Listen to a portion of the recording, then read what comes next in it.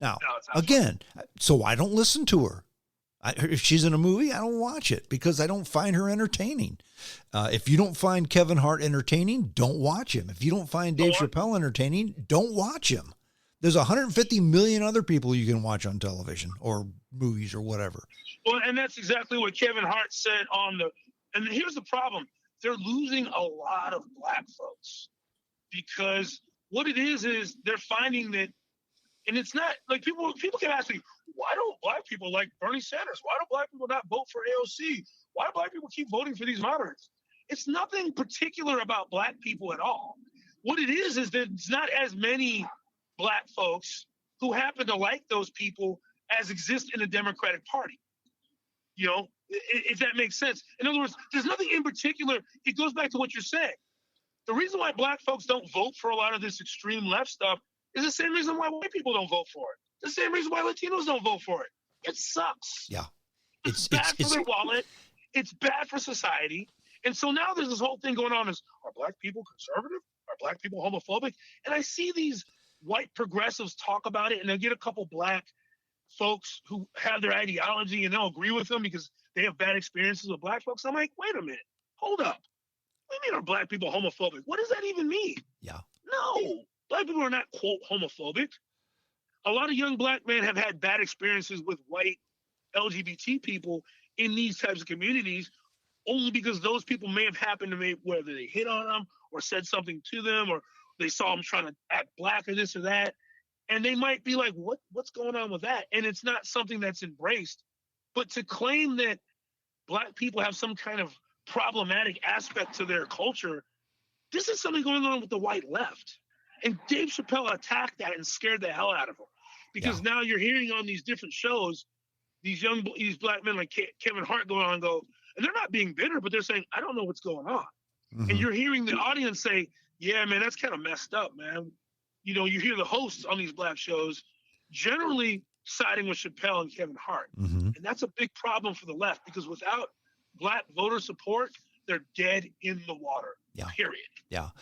And you mentioned this before, and getting into politics closer to home. When Cori Bush unseated Lacey Clay, Clay, if there was a politician who was entrenched in his district, it was Lacey Clay in the first congressional district in the state of Missouri, because he had that seat forever. And before he did, his dad had that seat forever. That seat had a Clay in it since the early 1960s. And then Cori Bush unseated him. It had little to. Now, I don't believe that all of a sudden overnight black people said, you know what, we're done with Lacey Clay. We want Cori Bush. The data showed that's not what happened. What happened was, and I looked at this very carefully, two things happened. One, Bernie Sanders in a slick way decided to go ahead and support her. Mm-hmm. But people didn't. They did it like some guy came up to me and was like, "It's one of Sanders guys," and he's just like, "I remember him being part of the Sanders thing before," and he's like, hands me something with Cori Bush, and I'm like, "You're with Sanders, right?" He's like, "Yeah." I didn't know Sanders was actively involved in this. He goes, he is, but we're trying to keep it down low because we don't want the Sanders haters to know. What they really meant was they didn't want people to know because then there would be an imperative to go out and support Lacey Clay. Mm-hmm. See, people didn't take her seriously. And so, because Lacey Clay had already demolished her the times they ran before. Mm-hmm. So people just figured, Lacey Clay will win.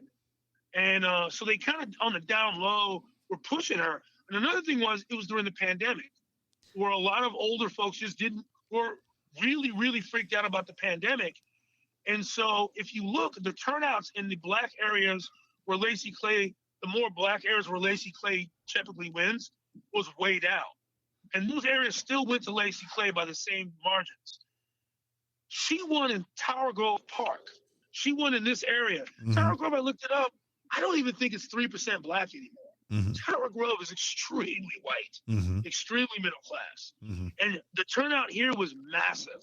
And she won on the strength of the more whiter districts. But they don't talk about that. No. You know what I'm saying? And Cori Bush, I'm sorry, but most of the black folks I know that hear her talk are like, what the hell is she saying? Well, I'm sorry, man. But the thing is, I made an assumption that Lacey Clay would come back and run again and take his seat back, but he's not running. Nope. So I guess he's retired. Yeah, he's retired. He's probably done. He's probably as sick of this stuff as, why? No, she's got it. Yeah. I personally, and I'm still, even though I moved, I'm still represented by her, and I don't feel, it's not a big deal, whatever. But I mean, she don't represent me. Well, and you mentioned earlier about black people, white people, Hispanic people. I mean, the black vote, the Hispanic vote. I just came back from last week. I had a trip to the West Coast. It was my first trip, my first international business trip. I went to Phoenix. I went to L.A., San Diego, and Tijuana.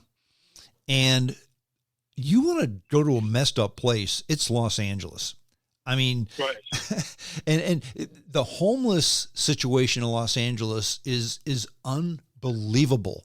You go down the street in Montebello or City of Industry or some of the areas that historically are the big industrial centers of LA, where the steel businesses, where the oil businesses, where the heavy manufacturing is.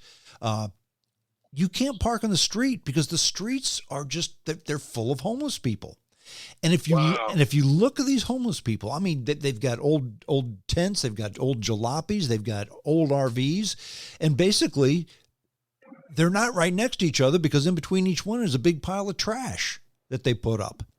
And the interesting thing about the homeless that you see, and you see a lot of them, they're white or they're black. Mm-hmm. They're not Hispanic. And when the Republicans freak out saying, whoa, the Democrats are going to take all these Hispanic voters because Hispanics just vote for the Democrats. And the Democrats say, when they say this stuff, I'm thinking to myself, you know what? The majority of the people who live in Los Angeles are Hispanic now. Okay. Right. And none of the homeless people who are destroying that city that I saw are Hispanic. How long do you think these Hispanic people are saying, yes, we need to take more and more of our tax dollars and support the homeless? They're not going to do it for long. They're not doing it now. Hispanic people in Southern California are voting more and more towards Republicans because they're done with the give it away Democrats. Because these are the folks that work. These are the folks that pay taxes. These are the folks that are saying, wait a minute, if I can work, why can't he? Well, Reagan got over, a pretty high percentage of the Hispanic vote. George Bush got close to 50% of it. Mm-hmm. The idea that Hispanics and Hispanic, they don't even know what they even mean by that. There's so many different kinds of Hispanics, right? So many different places they come from. And like you said, even when they talk about the black vote, MSNBC promotes that. I'll give Steve Bannon credit. He's the first guy that actually, when he was doing those speeches, he started talking about different types of black folks. He goes, well, you have educated black voters, you have working class black voters, you have rural black voters. He started breaking that down. I'm like, wait a minute. None of these other people do that. They just act like all black people have the same experiences and the same perspectives. Mm-hmm, mm-hmm. And with that, and that goes back to the Kyle Rittenhouse thing. They're desperately trying to keep to this narrative that what it is they don't like the open gun carry laws. That's what they don't like. But they realize that there's a lot of black folks, particularly black males, who are becoming more and more favorable to conceal and carry open. Like a good number of the black folks I know, of all ages, conceal and carry in St. Louis. So there's no anti-Second Amendment movement amongst law-abiding black folks any more than there's a movement amongst law-abiding white folks. Mm-hmm. But they want to associate racism with these people that want to walk around with guns outside, which again, there's no correlation. There's no evidence that a person is racist if they want to buy a gun and conceal and carry or open carry. There's no evidence of that. And if you make that statement, if you say it's racist, that's right out of the playbook of Dave Chappelle. Absolutely. Yeah, exactly. I mean, he plays that up big time about the black racist. Who's the one skit he has about the blind black Ku Klux Klan guy? Yes. Who killed his wife because she was an N-word lover. He didn't kill her. He divorced her. Divorced her. Yes, that's right. Because she was an N-word lover. Right. Because he found out he was black. Yeah, that's hilarious. But he's making fun of racism. He's making fun of how stupid racists are. Exactly. So you throw out all of Dave Chappelle's brilliant attacks against white racism because you don't like what he said about trans people.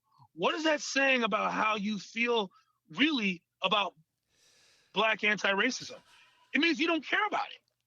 Yeah. It means you don't, and that's what you're saying with the Kyle Rittenhouse thing. For you to compare what Kyle Rittenhouse did to the Ku Klux Klan deputy sheriff who murdered the 3 core workers in Mississippi in the 60s, James Chaney and the 2 white guys, that shows how you feel about black folks, to me. It means that you feel like black people, you only care about racism against black people when it benefits you.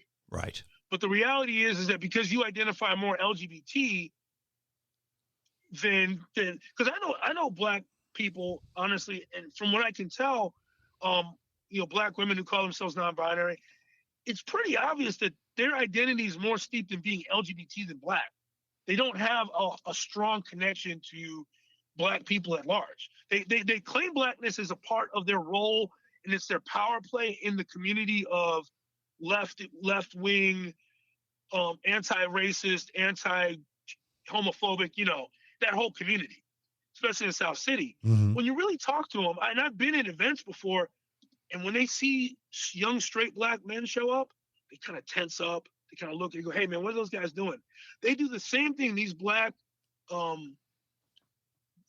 folks that I know who call themselves not, whatever their identification is with LGBT, I've seen them do the same thing to straight black men that they claim white people are doing. I've seen them profile them. And it was a kid, like this kid one time, he was just an awkward kid. And they go, "Oh, I think that kid's being misogynistic and creeping on him." And I look over at him, and I had to follow him and talk to him. He goes, "Hey man, why is everybody messing with me?" And I talked to him. I realized he was autistic. I say, "Hey man, I'm sorry. Somebody said something. I'm going to come out and say you didn't do anything wrong." And I even told him, I said, there are some people, who are jumpy about certain things. And it was the black women who are part of this whole, neo-feminist, whatever the word is for this new cancellation movement, that were targeting this guy who was I think he was probably on the spectrum. He wasn't harassing anyone, but they saw him, they perceived him as a straight black male, and even being black, in their LGBT identification, that was where they were. Most of their friends are white people in that group. And it's like they just use the black thing to hammer the other side because that's an easy way to go after the mainstream society of males or whatever. But the reality is their identification wasn't with black folks. And I noticed that over the last couple of years, that when it comes to canceling people, these folks that I'm talking about, the black folks who are more identifying LGBT than their blackness, the people who they tend to go after to cancellation, they're more likely to go after another black person than a white person. And they almost never go after a man. Why do you think that is? Because they have their own anxieties or trepidations about how they perceive mainstream black folks are. That's one thing. Another thing is that they probably feel estranged from what they consider to be mainstream black culture or whatever. And there's not, like, to my knowledge, in North County, there's not a lot of scenes where they can go and hang out the way they hang out in South City, which is a predominantly white scene. So their tribe is going to be a South City scene, or wherever you go. If you go to New York or LA, it's the same everywhere. Where you have more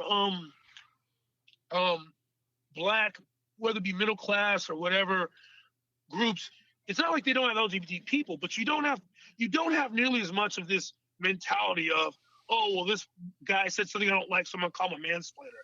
That consciousness is not as strong. That scene or that community, that type of cancellation community, is not nearly as strong in the more predominantly black situations. So they have a certain resentment towards black folks' unwillingness to just play ball. Mm-hmm. Like me, for instance, I'm an example, and I'm somebody who